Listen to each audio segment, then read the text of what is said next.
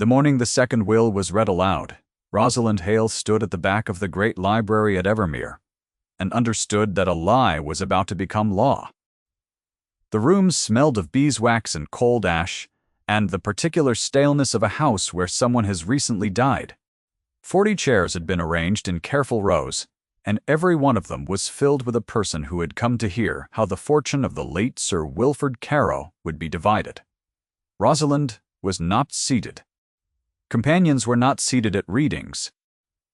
She stood where the light from the tall windows did not quite reach, with her hands folded over the plain gray stuff of her gown, and she watched the solicitor lift a folded paper she had never seen before in her 3 years of service. She knew every drawer in that house. She had emptied Sir Wilfrid's inkstands and dried his pens, and read to him through the last long winter of his cough, and she had witnessed, 6 weeks earlier, the document he had truly signed. This was not it. The seal was the wrong color.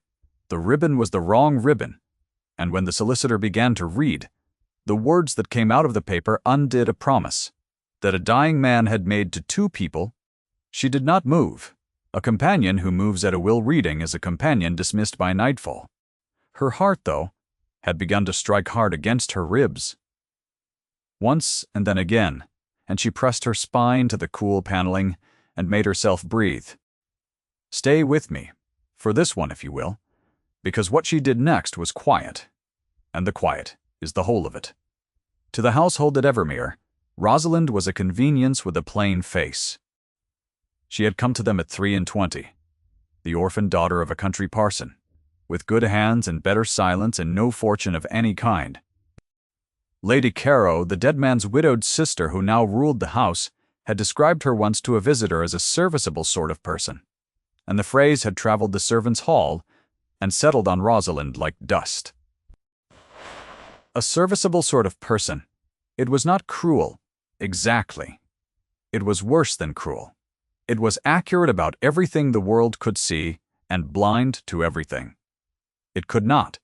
What the world could not see was that Rosalind had a memory like a pressed flower, exact and permanent, and that she had loved 2 people quietly for 3 years, without either of them knowing she watched over them at all. The 2 people were Sir Wilfrid's granddaughter, Miss Cecilia Carow, and a young naval lieutenant named James Ashford, and their story was the reason 40 chairs now sat in silence, while a false paper stole their future. Cecilia was 19, bright and impulsive and generous, with her grandfather's stubborn chin. James was the son of a physician, which is to say a gentleman by manners and nothing by fortune, and he had gone to sea at 14 and come home at 24 with a lieutenant's coat and prize money enough to buy a small independence. Old Sir Wilfrid had liked him enormously. Old Sir Wilfrid in the will, Rosalind had witnessed with her own eyes, had left Cecilia a portion large enough that she might marry where her heart chose, and had written a line into the document, in his shaking hand, blessing the match with the naval boy that half the county had already whispered about. That will was gone. In its place, read aloud in the beeswax-scented library, was a paper that gave Cecilia's whole fortune into the keeping of her aunt, until such time as Cecilia married a gentleman of Lady Carow's approving. And Lady Carow did not approve of physicians' sons. Rosalind watched Cecilia's face across the room. The girl had gone very white. She was seated in the front row in her morning black, and beside her sat the man Lady Carow did approve of, a Mr. Godfrey Payne, a cousin of some cold degree, with a smooth voice and a coat that cost more than Rosalind earned in a year. Payne did not look at Cecilia. He looked at the solicitor, and his mouth held the smallest curve of a man hearing good news read as though it were merely just. They meant to marry Cecilia to him. That was the shape of it. Control the fortune, present the girl with a choice that was no choice, and let the naval lieutenant sail away on the next tide, with nothing but a broken understanding. It was neat. It was legal. It would work. Rosalind knew where the true will was, because she had been the one to put it away. That knowledge sat in her chest all through the terrible politeness of that afternoon, through the cold collation laid in the dining room, through Lady Caro receiving the county's condolences with a handkerchief she never once needed. Rosalind carried trays and refilled glasses and kept her plain face plain, and inside her the knowledge turned and turned. She had helped Sir Wilfrid seal the real document. He had been failing badly by then, his hands no longer able to manage the wax, and he had asked her to press the seal for him and to put the paper somewhere safe, somewhere his sister would not think to look. "Not the strong box," he had said with the ghost of his old sharpness. "Anne knows the strong box." Rosalind had chosen a place herself. She had told no one, so the true will still existed. And a forged one now stood in its place, and only Rosalind in all the world knew both of these things at once. You might already see what she was going to have to weigh. She could see it too. That night she could not sleep. Her room was under the eaves, narrow and cold, with a single candle she was not supposed to burn past 10. She burned it. She sat on the edge of the hard bed with a shawl about her shoulders, and did the arithmetic of her own life. She was a woman of no fortune, and no family, and no protector. And her whole security in the world was the goodwill of the mistress of this house. To accuse Lady Caro of forgery, or to produce a document that made a liar of her, was to end herself. She would be turned out without a character. A companion turned out without a character does not find another place. She would go to the poorhouse, or worse, and she was not romantic enough about her own virtue to pretend she did not know it. Against that, she set the face of a 19-year-old girl, going white in a front-row chair, and the face of a naval lieutenant who did not yet know his understanding had been quietly murdered in a library that smelled of wax. She thought of her father, dead these 5 years, who had buried paupers with the same words he used for the gentry, and had told her once that the whole of the law and the prophets came down to whether you could look at a wronged person and do nothing. She had not been able to save her father. She had watched him cough himself hollow in a cold vicarage, and had been able to do nothing at all, and the helplessness of it had never left her. Here, for once, was a wrong she could actually reach. She blew out the candle before it could betray her, and lay in the dark and did not decide. Not yet. Something in her had already turned, though, toward the harder road, the way a compass needle turns without drama, simply because that is where north is. The next weeks taught her patience. She did not know she had. She could not simply produce the paper. A companion who appeared with the true will in her hand would be called a thief and a forger herself, and the document would vanish into a fire before any magistrate ever saw it. Lady Caro held every card. She held the house, the servants, the solicitor, the girl. Rosalind held one folded paper and a memory, and she understood that she would have to be cleverer than she had ever been permitted to be. She began quietly to watch Payne. He had installed himself at Evermere with the ease of a man who considered it already his. He rode out in the mornings on Sir Wilfrid's best hunter, which was not yet legally his to ride. He gave orders to the footman.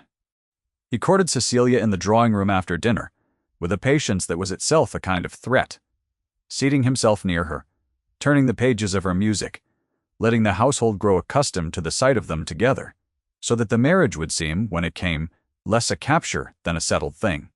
Cecilia endured it with a stiffness that only Rosalind seemed to notice. The girl had been forbidden to write to James. His letters, Rosalind suspected, were not reaching her at all. One gray afternoon she found Cecilia at the writing desk in the morning room with dry eyes and a face like a shut door, and the girl looked up and said in a low, flat voice that did not belong to 19, that she supposed a person could be made to do anything if they were only made lonely enough first. Rosalind wanted to tell her everything. Then she did not. She said only that loneliness was a liar, and that walls looked highest to the person shut inside them. Cecilia gave her a strange look, as though the companion had spoken out of turn, which she had. Then the girl's face softened by a single degree, and she said, "Thank you, Hale," in a voice that meant it, and Rosalind carried that single degree of softening up the stairs like a coal she was trying to keep alight. The dismissive words came again, sharper this time, at a dinner 3 weeks after the funeral. Lady Caro had guests, and Rosalind was in the room to fetch and carry. And a lady from a neighboring estate asked, idly whether the companion might be spared to help with some needlework the following week. Lady Caro answered without lowering her voice at all. She is a serviceable sort of person, she said, and one does not consult the furniture about its engagements. The table laughed, gently. The way tables do. Rosalind set down the dish she was holding without a tremble, and thought with a clarity that surprised her, that a woman who calls another woman furniture has already told you she will not imagine that furniture can move. That was the night she decided fully, not out of anger. Anger she had swallowed for years. She decided because Lady Caro's certainty was itself the flaw in the wall, the loose stone. The aunt could not conceive of Rosalind as a person with a will of her own, and so the aunt would never watch her closely enough. The serviceable sort of person could go anywhere in the house, could carry anything, could be, if she chose, entirely invisible on the very day it mattered most. She needed three things. She needed the true will out of its hiding place and into her own keeping. She needed a witness of unimpeachable standing to be present when it surfaced. Someone Lady Caro could not silence or buy. And she needed the false will to be somewhere it could be compared against the true one in front of that witness before anyone could burn a single page. The hiding place came first. Sir Wilfrid had asked her to put the paper somewhere his sister would never think to look. And Rosalind, 3 years among these people, had understood the old man's meaning perfectly. Lady Caro's contempt was a map of its own blind spots. The aunt never entered the still room, never went near the linen presses, never in her life had reason to open the deep drawer beneath the seat of the old sewing chair in the housekeeper's parlor, where generations of Evermere women had kept their patterns and their mending. Rosalind had folded the true will flat inside a length of unbleached calico, and pinned the calico as though it were a half-finished shift, and laid it in that drawer beneath a decade of other half-finished things. It had lain there through the funeral and the false reading and all the weeks since, 3 feet from where the housekeeper took her tea, and no one had ever once disturbed it. She retrieved it on a Sunday, when the family was at church, and she had been left behind with a headache she did not have. Her hands were steady as she unpinned the calico. The paper was exactly as she had left it, Sir Wilfrid's true seal unbroken, his shaking signature, and the blessing of the naval match written plain beneath the bequest. She read it once standing in the cold housekeeper's parlor with the church bell carrying faintly across the fields, and her eyes stung, because the old man's love for his granddaughter was in every uneven letter, and someone had tried to erase it with a smoother hand. She thought of the last afternoon she had pressed that seal for him, his hand shaking too badly to manage the wax, his voice gone to a rasp, but his eyes still perfectly clear. He had watched her fold the paper, and had told her in the flat, certain way of a man arranging his own small justice before the dark that his sister had a great gift for calling a thing settled and making the county believe it. "See that it is not settled, Hale," he had said. That was all. Not a plea, not a charge, just a plain instruction from an old man to the one person in his house he trusted to carry it out. She had promised him. She had not fully understood that afternoon that keeping the promise might cost her everything she had. She understood it now, holding the paper, and she found that the promise held all the same. She did not take the paper up to her room. That was the first cleverness. If she were ever searched, her room would be the first place searched. Instead, she carried the true will to the one place in the house that Lady Caro's authority did not fully reach, and she asked the old housekeeper, Mrs. Denby, to keep a wrapped parcel safe for a little while, and to ask her no questions. Mrs. Denby had served Sir Wilfrid 40 years, and had wept real tears at his grave, unlike some. She looked at Rosalind a long moment, and then she took the parcel and put it in her own locked box, and she said only that Sir Wilfrid had always said the Hale girl had more sense than the whole drawing-room put together. It was the first time in 3 years that anyone had suggested Rosalind might be more than serviceable, and it steadied her more than she could have said. Now she needed the witness. And here, the shape of the thing became difficult, because the only witnesses of any standing were the county gentry, and the county gentry dined at Lady Caro's table and had no reason on earth to take the word of a parson's orphan over a baronet's sister. The answer arrived, as answers sometimes do, in the shape of the very man they had wronged. James came back to the county in the last week of October. He had heard nothing but silence from Cecilia for 2 months, and silence from a girl who had promised to write daily as its own kind of shout. He was too proud to force himself upon the house that had cut off his letters, but he was not too proud to stand at the edge of the churchyard on a Sunday and watch the Evermere pew empty out, hoping for one look at a face. Rosalind saw him there. She knew him at once, the straight naval carriage of him, the weather in his skin, the way his eyes went to Cecilia, and then away quickly before Lady Caro could see where they had gone. Rosalind lagged behind a family on the path home. She was permitted to lag. Furniture is not counted on a garden path.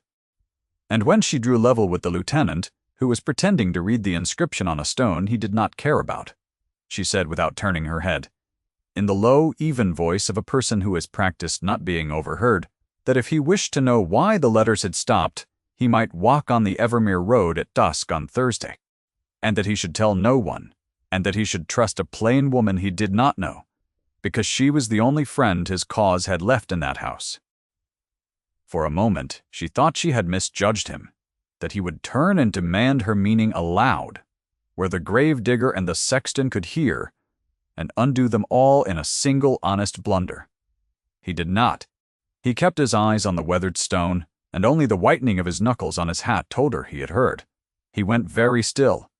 Then he said quietly that he did not know her name, and she said that her name did not matter, but that his did and Miss Caro's did, and that both had been written into a paper that a smoother hand had tried to unwrite. Then she walked on and did not look back, and left him standing among the graves, with his whole world rearranging itself.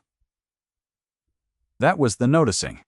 Not his, of her, exactly, but the moment two people recognized in each other the same refusal to accept the lie.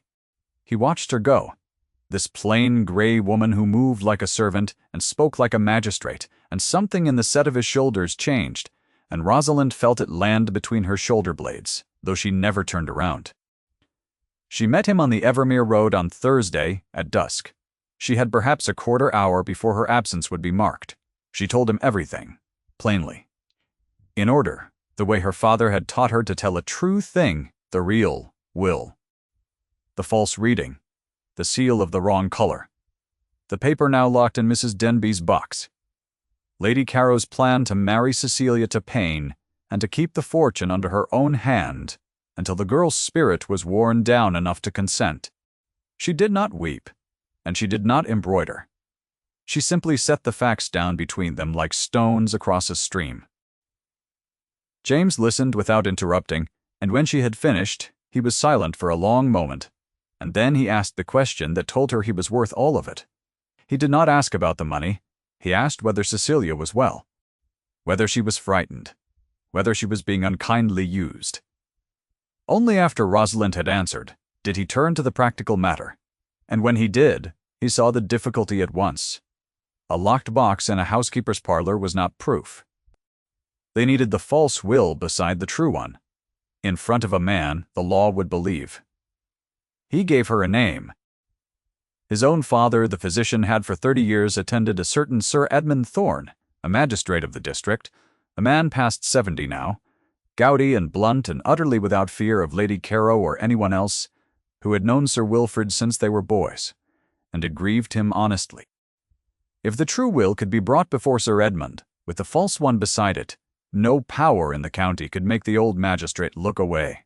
Sir Edmund never left his own house now, and Lady Caro would never carry the false will out of Evermere. The two papers would have to be brought together under Lady Caro's own roof, in front of a witness she could not turn away, and Rosalind could not think how such a thing could ever be arranged. James could. There was to be a dinner.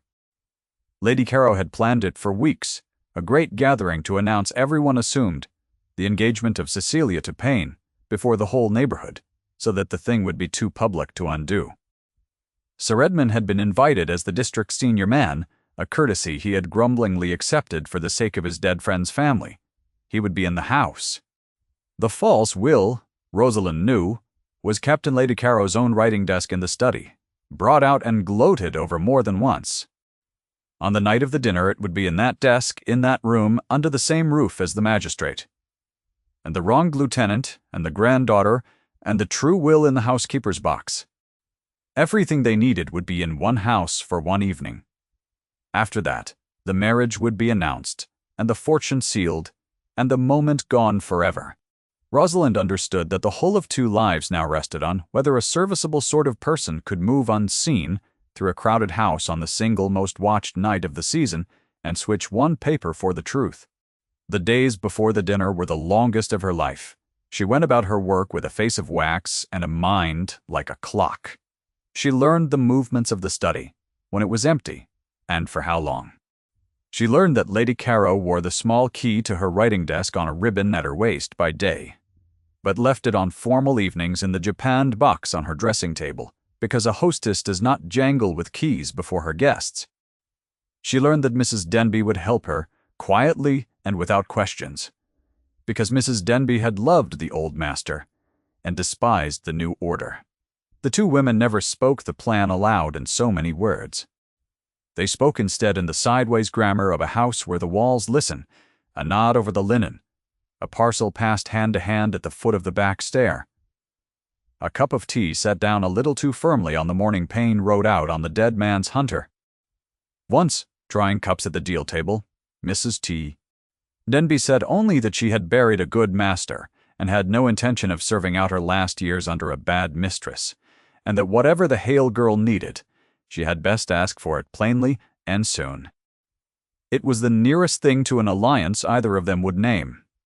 And she learned, watching Cecilia grow paler and quieter by the day, exactly how little time was left before the girl was simply too worn to fight at all. There was a morning when she found the girl at the window of the morning room, not weeping, only looking out at the drive as though counting the days by the fall of the leaves, and Cecilia said, without turning, that she had begun to forget the sound of James's voice, and that she supposed that was how it was meant to be done, not with cruelty, but with time, until a person could no longer remember what she was refusing. Rosalind wanted to cross the room and tell her to hold on, that the voice would come back to her sooner than she feared. She said, instead, only that a leaf remembers the tree all winter, and let herself be thought strange, and went up the stairs with the promise burning in her, like a lamp turned low against the wind.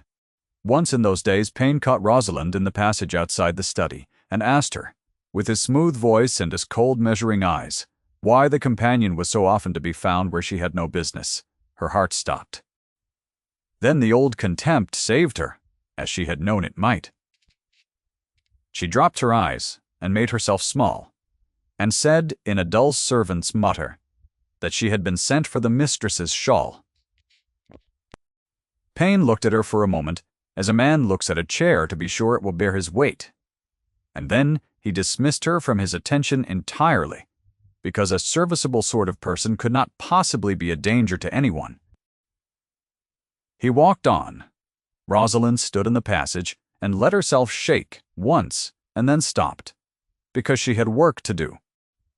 The dismissive words came a third time on the very morning of the dinner, and this time they came not from Lady Caro but from Payne, in the hall to the aunt, not troubling to lower his voice, because he did not imagine the companion counted as a hearer.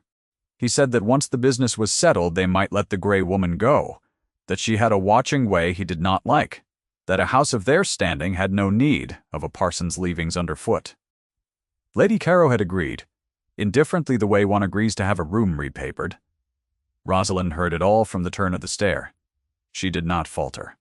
She had already been furniture, already been serviceable, already been leavings, and she found that the third naming did not wound as the first had. It only hardened the last soft place in her into resolve. They had told her 3 times over exactly how little they saw her.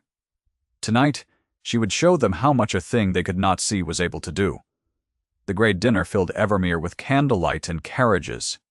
30 sat down at the long table under the blaze of the chandeliers, the silver polished to burning, the county's best gowns catching the light. Lady Caro presided in gray silk and her dead brother's diamonds. Payne sat at Cecilia's side in a coat like midnight. Cecilia sat straight-backed and white as her own morning had left her, a girl arranged like a centerpiece for a purpose not her own. And near the foot of the table, gouty and glowering and entirely himself, sat old Sir Edmund, who had come to bury the evening in his heart alongside his friend, and who had no notion at all that he was the hinge on which everything now turned. James was not at the table. He waited as arranged, in the dark of the shrubbery beyond the terrace, with a folded paper of his own that Rosalind had passed to him that afternoon through Mrs. Panna. Denby, a plain note in her plain hand laying out, for a magistrate's eyes, exactly what he was about to be shown, and where each paper had lain and who had witnessed the true one, sealed. If Rosalind failed inside, James would at least be able to lay the whole account before Sir Edmund on his way out to his carriage. It was a poor second chance. She had learned, though, to build second chances the way her father had built them, out of whatever poor materials the day allowed. She made her move between the second course and the third, in the long, loose interval when the servants were all in the dining room and the upper floor was empty. She was not missed. She was never missed. She went up the back stair with a mending basket on her arm in case she was seen, a serviceable sort of person about serviceable work, and she let herself into Lady Caro's dressing room and found the japanned box and the small cold key inside it, exactly where she had known it would be. Her hands did not shake. Now they had shaken in the passage days ago and gotten it out of their system. Now they were steady as her father's had been, over an open grave. She went to the study. She unlocked the writing desk, and there, in the shallow drawer beneath a stack of correspondence, lay the false will with its wrong seal in its smooth, thieving hand. She took from her basket the true will, brought up moments before from Mrs. Marma. Denby's box by the housekeeper's own hand, and passed to her at the foot of the back stair. She laid the true one where the false one had lain. She took the false one up, and for one heartbeat she stood in that quiet, candlelit study, with a lie in one hand and the truth beside it in the drawer. And she understood that she was no longer a serviceable sort of person, and never would be again. Then the study door opened and Godfrey Payne stood in it. He had followed her. Of course he had. A watching way, he had said, and he had watched her back. He looked at the open desk, and the paper in her hand, and the mending basket that no longer fooled anyone, and his smooth face went hard and knowing, and he said softly that he had wondered what a serviceable sort of person did with her evenings. He crossed the room. He held out his hand for the paper, and he told her very quietly that if she gave it to him now and left the house tonight, he would say nothing, and if she did not, he would call the servants and have her taken up as a thief before the magistrate, at the foot of the very table she had thought to save. Rosalind Hale looked at the man who had called her leavings, and she did not give him the paper.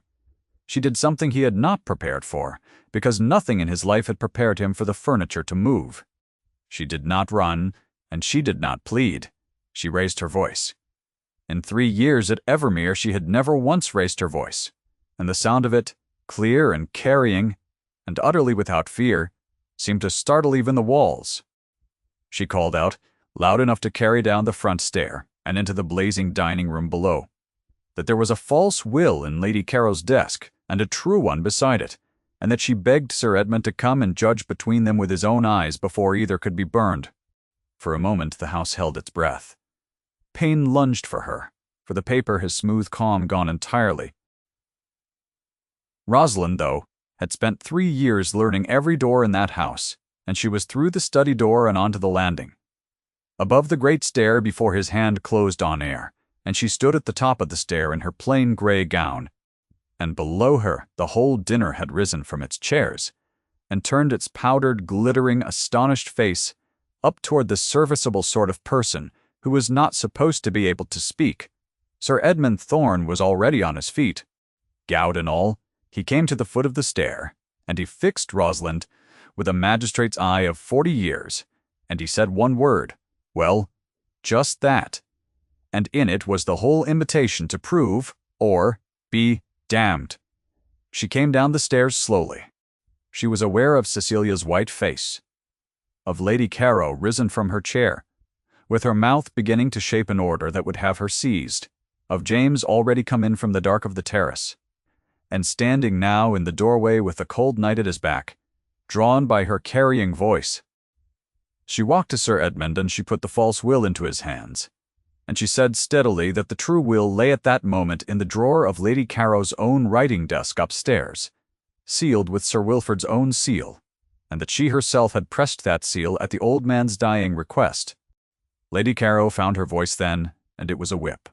She called Rosalind a thief, a madwoman, a parson's orphan grown above herself, and she ordered the footman to remove her. The footman did not move, because Sir Edmund had lifted one gouty hand, and 40 years of magistracy was in the gesture, and no servant in that county would cross it. "Send someone we all trust to that desk," said Sir Edmund, "and let us see what is in it." It was Mrs. Denby who went at the magistrate's nod, 40 years of honest service walking steadily up the great stair while the whole county watched. She came down with the true will held before her in both hands, like something sacred. And she gave it to Sir Edmund, and the old magistrate held the two papers side by side under the blaze of the chandeliers.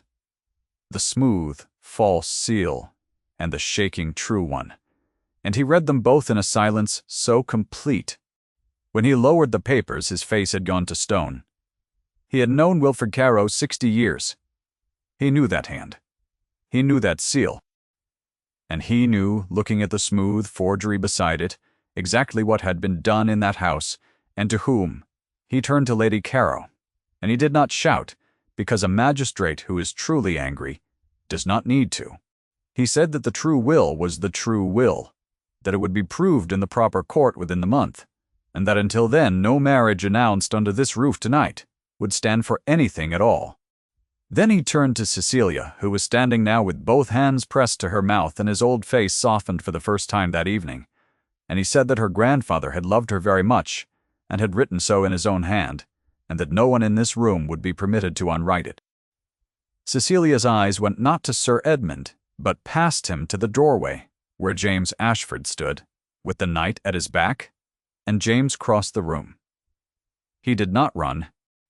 He crossed it in the level, unhurried way of a man who has waited 2 months in silence, and does not mean to waste the moment by hurrying it.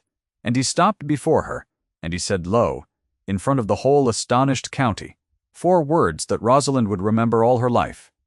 "I never stopped writing." That was all.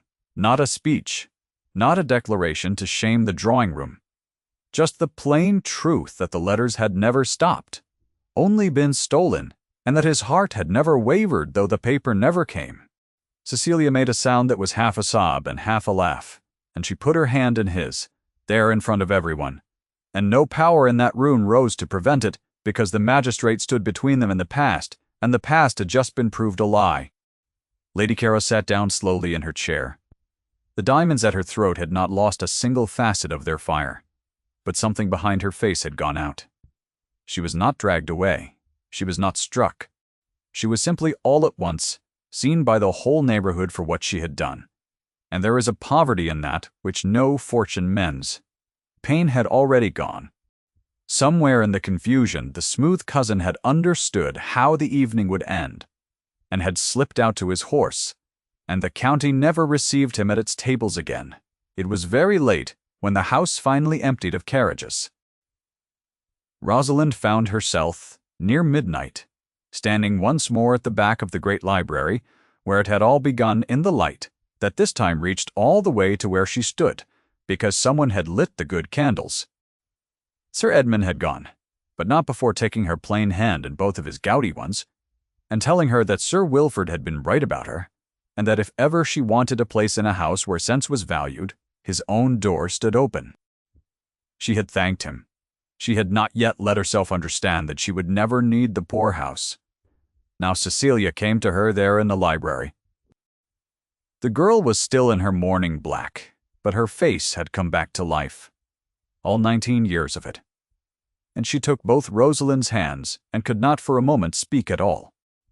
Then she said, in a voice thick with everything, that she had thought herself entirely alone in that house, that she had believed no one saw and no one cared, and that all the while the one person she had passed 100 times without truly looking at had been the one holding her whole life safe in a mending drawer. You called yourself furniture once, Cecilia said, half laughing and half weeping. Hale, you were the only living thing in the house. Rosalind did not know what to say to that, so she said the true thing, which was that she had loved them both, quietly, for 3 years, and had not been able to bear watching a good man's last wish murdered in his own library. And Cecilia put her arms around the plain gray companion and held her, and over the girl's shoulder, Rosalind saw James standing in the doorway, watching the two of them with an expression she would not have known how to name, except that it was the way her father used to look at the sky after rain. They were married in the spring at the little church where James had once stood among the graves to catch a single glimpse of a face. Cecilia came into her whole fortune, exactly as her grandfather had written it, and the county that had watched her nearly sold now watched her wed the naval lieutenant with a warmth that fooled no one who had been at the dinner. Evermere passed to its proper keeping. Lady Caro removed to a small house in a distant town, where she lived on a modest competence, and was received by no one who had heard the story, which was everyone. And Rosalind did not go to the poorhouse, and did not take Sir Edmund's kind offer either, because Cecilia would not hear of it. She stayed, not as furniture, not as a serviceable sort of person. She stayed as the friend of the house, with a room that got the morning sun and a standing chair at the family table and the freedom to be, at last, entirely herself, which turned out to be a woman of dry wit and settled peace whom the new master and mistress could not imagine having lived without. On the mantel in that sunny room where Rosalind could see it from her chair, stood a small thing she had asked to keep. It was Sir Wilfrid's seal, the true one, the brass worn smooth by an old man's hand that had pressed the wax on the paper no smoother hand could unwrite. She kept it, not as a trophy but as a promise, the promise that a wrong once reached could be set right, that the quiet ones are not always the powerless ones, and that a person the world has decided not to see is sometimes the only person left who can. On winter evenings with the fire going, and Cecilia at the pianoforte, James turning her pages, the light would catch the worn brass of that old seal, and Rosalind would sit in her own chair, in her own warm room, and think that her father had been right about the whole of the law and the prophets, and that she had been able to do something, after all. If Rosalind's quiet courage stayed with you, I hope you will sit with it a moment before you go, and perhaps leave a word about the moment that moved you most. Thank you for staying to the end of her story.